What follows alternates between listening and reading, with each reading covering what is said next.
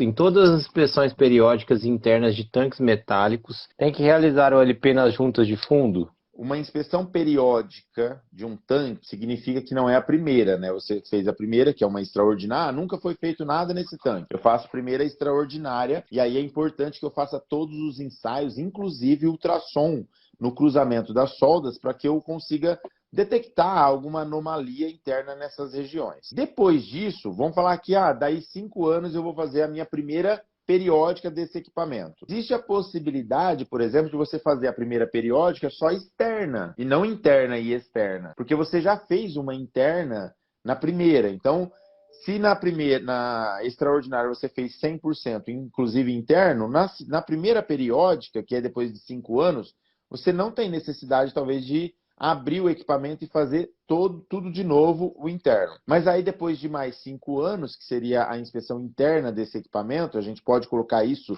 no plano, né, de manutenção / inspeção, no plano de inspeção desse equipamento, eu acho que tem que fazer sim essa inspeção de líquido penetrante, justamente pelo fato de que 10 anos é muito tempo, né? E depois de 10 anos você pode ter algum aparecimento de trinca.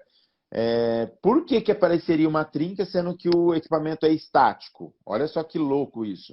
Porque quando você tem folgas, e isso pode acontecer sim no fundo de um tanque, eu estou falando de um tanque de 40 metros de diâmetro, por exemplo.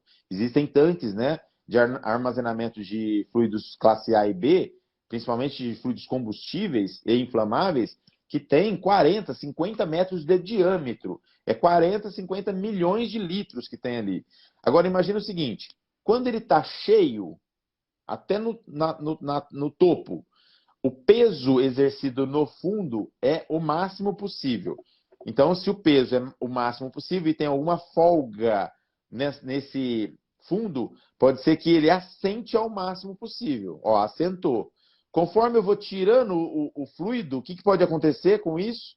Ele pode dar pequenas alterações de posicionamento do fundo. Isso é como se fossem vibrações. Apesar de ser um equipamento estático, parado, ele pode sim ter essas movimentações no fundo. Então, isso me faz entender que é necessário sim você avaliar o fundo sempre nas inspeções internas. Então, sempre nas inspeções internas, faça líquido penetrante em 100% das soldas do fundo.